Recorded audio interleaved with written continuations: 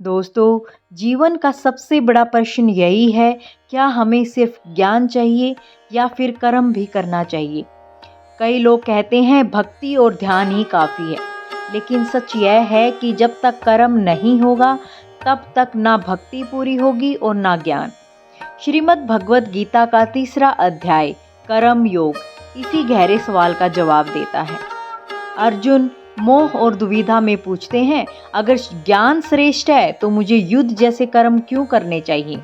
और श्री भगवान कृष्ण जी इस अध्याय में विस्तार से बताते हैं कि जीवन का असली धर्म है कर्म करना, लेकिन बिना आसक्ति के, और यही कर्म योग है। आज हम इस अध्याय को विस्तार से सरल भाषा में और मॉडर्न जीवन के उदाहरणों के साथ समझेंगे। अर्जुन का प्रश्न है, ज्ञान या कर्म। अर्जुन कहते हैं कि हे कृष्ण, आप कभी ज्ञान की महिमा बताते हैं और कभी कर्म करने को कहते हैं। कृपया स्पष्ट कहें कि मुझे क्या करना चाहिए। दोस्तों, ये सवाल टाइमलेस है। हम सब भी तो यही सोचते हैं। कई लोग कहते हैं कि मेडिटेशन करो और सब छोड़ दो, तो कई लोग कहते हैं कि मेहनत करो और प्रैक्टिकल बनो। गीता यहाँ दोनों का संतुलन देती है। श्री कृष्ण जी स्पष्ट कहते हैं कि मनुष्य बिना कर्म किए रह ही नहीं सकता। दोस्तों, श्री कृष्ण का उत्तर है कि कर्म अनिवार्य है। भगवान कहते हैं कि हे अर्जुन, इस संसार में कोई भी एक क्षण के लिए भी बिना कर्म के नहीं रह सकता।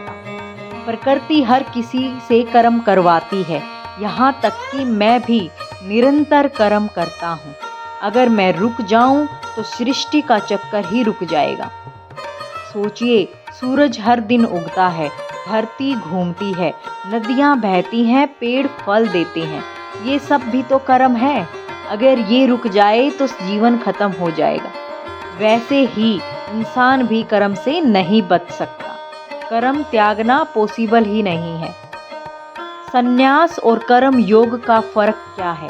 श्री कृष्ण जी समझाते हैं कि सच्चा संन्यास कर्म छोड़ना नहीं, सच्चा योग है कर्म करना, लेकिन फल की आसक्ति से मुक्त होकर। दोस्तों, एग्जाम्पल लीजिए कि मान लो एक स्टूडेंट बोले कि मैं पढ़ाई नहीं करूँगा, बस मेडिटेशन करूँगा, तो ये ड्यूटी से भागना हुआ। लेकिन वही स्टूडेंट सिंसियरली पढ़ाई करे और रिजल्ट भगवान पर छोड़ दे, तो यही कर्म योग है, यही संन्यास का असली अर्थ है। दोस्तों, यज्ञ का सिद्धांत और संतुलन का नियम। श्री कृष्ण जी बताते हैं कि सृष्टि की रचना ब्रह्मा ने यज्ञ से ही की थी। यज्ञ का अर्थ केवल हवन नहीं है, बल्कि देना और लेना, कर्तव्य और संतुलन है।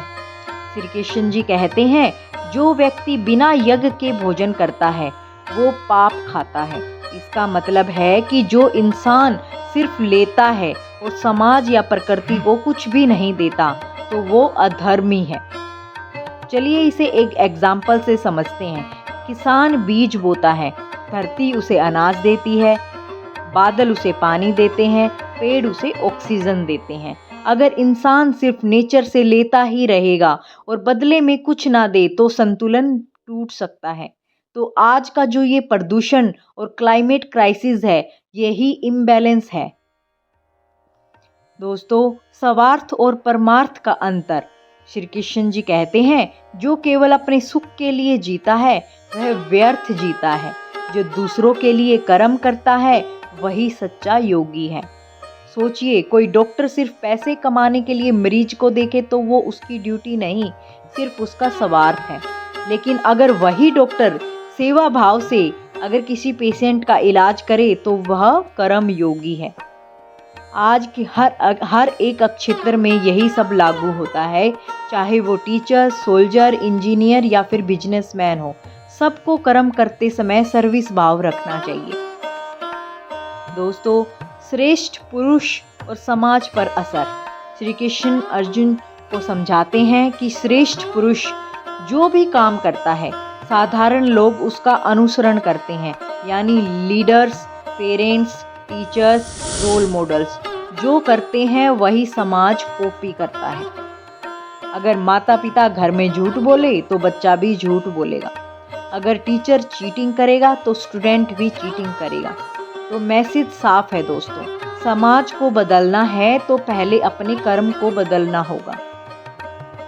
भगवान भी करते हैं कर्म। श्री कृष्ण खुद उदाहरण देते हैं कि हे अर्जुन, मैं भगवान होते हुए भी कर्म करता हूँ। अगर मैं कर्म को छोड़ दूँ तो तीनों लोक नष्ट हो जाएंगे। ये कितना पावरफुल है जब भगवान खुद कर्म करने की बात कहते हैं दोस्तों। तो हमें तो डाउटली सीरियस होना चाहिए कि हमें अपने कर्म डेली करने चाहिए। आसक्ति से मुक्त रहना चाहिए। श्री कृष्ण जी कहते हैं कि अज्ञान लोग फल की आसक्ति से बंध कर कर्म करते हैं, लेकिन ज्ञानी व्यक्ति कर्म तो करता है पर बिना आसक्ति के करता है। इसका एक एग्जाम्पल से समझते हैं कि एक विद्यार्थी यानी पढ़ाई करता है मार्क्स के लिए तो उसका स्ट्रेस बढ़ता है, लेकिन वही विद्यार्थी अगर नॉलेज के लिए पढ़े तो उसे शांति और आनंद मिलता है। दोस्तों, अध्याय के अंत में श्री कृष्ण जी कहते हैं, इंसान का सबसे बड़ा शत्रु है काम यानी अत्यधिक इच्छा करना, क्रोध और मोह यानी अटैचमेंट। यही आत्मा को ढक लेते हैं और इंसान को पतन की ओर ले जाते हैं। आज का भ्रष्टाचार और अपराध इन्हीं अनकंट्रोल्ड डिजायरनेस का नतीजा ही है दोस्तों। तो दोस्तों, इच्छाओं को नियंत्रित करना, सेंस पर कंट्रोल करना, यही असली विजय है। ये अध्याय क्यों यूनिक है दोस्तों? यह गीता का सबसे प्रैक्टिकल अध्याय है। इसमें बताया गया है कि भगवान भी कर्म करते हैं तो इंसान कर्म से कैसे भाग सकता है। यहाँ संन्यास का असली अर्थ बताया गया है कि ड्यूटी छोड़ना बल्कि आसक्ति को छोड़ना है। यही समाज और लीडरशिप का प्रिंसिपल दिया गया है। श्रेष्ठ लोग समाज को अपने कर्म से समाज को शेप देते हैं।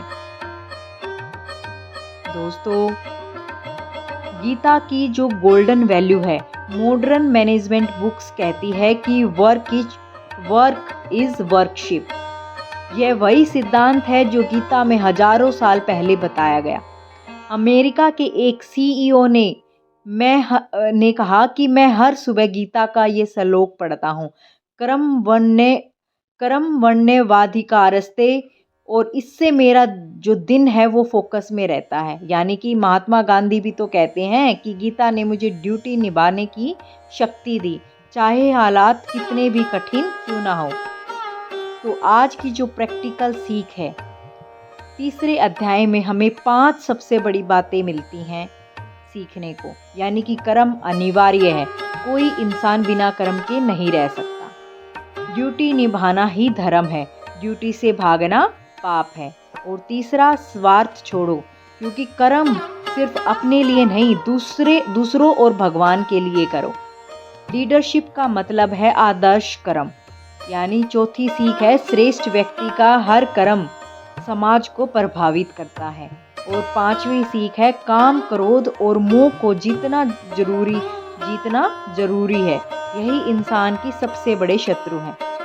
दोस्तों, आज एक स्टूडेंट अगर सिर्फ रिजल्ट फेस करेगा तो फ्रस्ट्रेट होगा, लेकिन अगर नॉलेज और लर्निंग पर फोकस करेगा तो शांत और सफल होगा, और यही कर्म है। दोस्तों, अब मैं आपसे एक सवाल पूछना चाहती हूँ, अगर भगवान खुद कर्म करते हैं तो हमें कर्म क्यों नहीं करना चाहिए? आपकी लाइफ में कौन सा ऐसा काम है जिसे आप ड्यूटी मानकर करते हैं, चाहे वो घर संभालना हो, पढ़ाई करना हो या किसी की सेवा करना हो? कमेंट में लिखिए, क्योंकि आपकी ड्यूटी की कहानी किसी और को भी इंस्पिरेशन दे सकती है। तो दोस्तों, यही था गीता का तीसरा अध्याय, कर्म योग। पहला अध्याय कंफ्यूजन था, दूसरा क्लैरिटी और तीसरा है एक्शन। भगवान श्री कृष्ण यहाँ हमें सिखाते हैं कि कर्म ही पूजा है, ड्यूटी निभाना ही धर्म है। स्वार्थ से ऊपर उठकर समाज और ईश्वर के लिए कर्म करना ही असली योग है। और सबसे ज़रूरी, काम, क्रोध और मोह को जीतकर आसक्ति रहित कर्म करना ही मुक्ति का मार्ग है। अगले अध्याय में भगवान और गहराई से ज्ञान और कर्म का रहस्य समझेंगे। तो जुड़े रहिए, क्योंकि गीता का यह यात्रा हर कदम पर आपकी सोच और जीवन को बदल देगी। जय श्री कृष्ण।